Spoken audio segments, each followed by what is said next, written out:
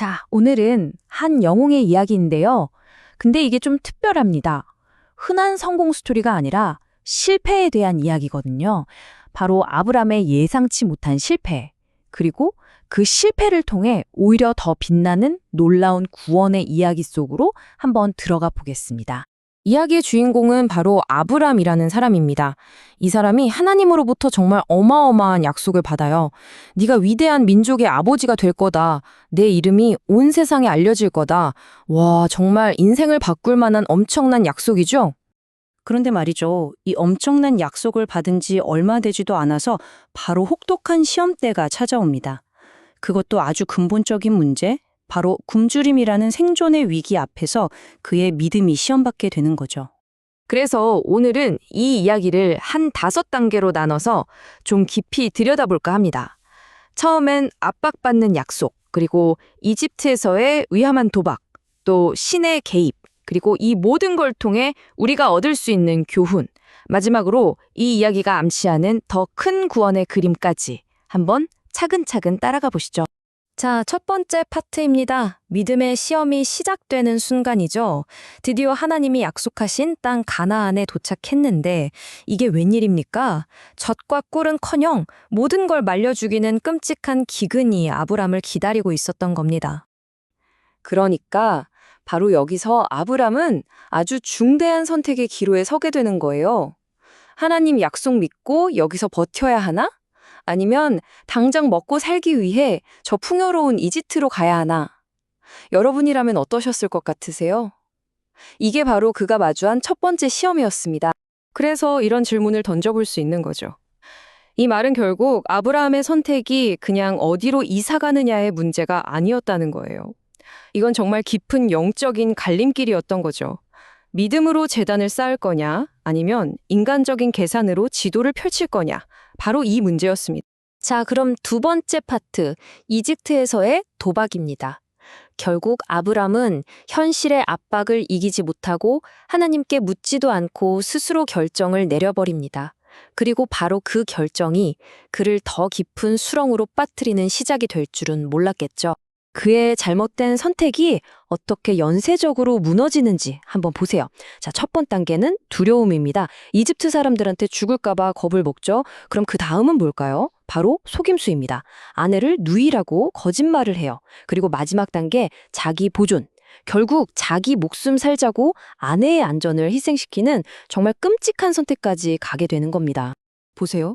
이 두려움에서 시작된 작은 거짓말 하나가 어떤 결과를 낳았는지. 약속의 땅을 떠나버렸죠. 하나님 대신 자기 머리를 믿었죠. 거짓말했죠. 아내를 위험에 빠뜨렸죠. 결국 이 모든 게 합쳐져서 하나님의 그 위대한 약속 전체를 위태롭게 만드는, 와, 정말 도미노처럼 와르르 무너지는 끔찍한 상황이 된 겁니다. 자, 세 번째 파트입니다. 아브람이 자초한 위기에서 어떻게 구조되는지를 보게 될 텐데요. 아브람의 계획 당연히 완전히 실패로 돌아갑니다. 자기가 벌인 일을 수습할 능력 전혀 없어요. 인간의 모든 계획이 파산 선고를 내린 바로 그 순간 정말 예상치 못한 반전이 시작됩니다. 결국 그가 가장 두려워했던 일이 현실이 되고 맙니다. 아이러니하게도 자기가 살려고 했던 그 거짓말 때문에 가장 사랑하는 아내 사례가 파라오의 궁으로 끌려가게 된 거죠. 정말 최악의 상황입니다. 그럼 아브람이 아내를 구할 계획이 있었을까요? 하나도 없었습니다. 제로예요. 저 막강한 파라오 앞에서 그가 할 수 있는 건 아무것도 없었죠. 그야말로 완벽하게 속수무책인 상황이었습니다. 바로 그때 모든 희망이 사라진 바로 그 절망의 순간에 하나님이 직접 개입하십니다. 근데 여기서 중요한 게 있어요. 아브람이 뭘 잘해서가 절대 아니라는 겁니다. 오히려 그의 끔찍한 실패에도 불구하고 하나님은 당신의 약속, 그 약속 하나를 지키시기 위해 움직이신 거죠. 자, 네 번째 파트입니다. 실패 속에서 드러나는 은혜. 이야기가 그냥 아브람이 구출되었다, 해피엔딩 이렇게 끝나지 않아요.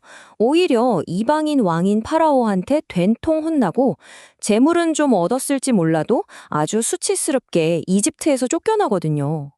왜 이렇게 불명예스럽게 끝나는 걸까요? 이게 우리한테 뭘 말해주고 싶은 걸까요?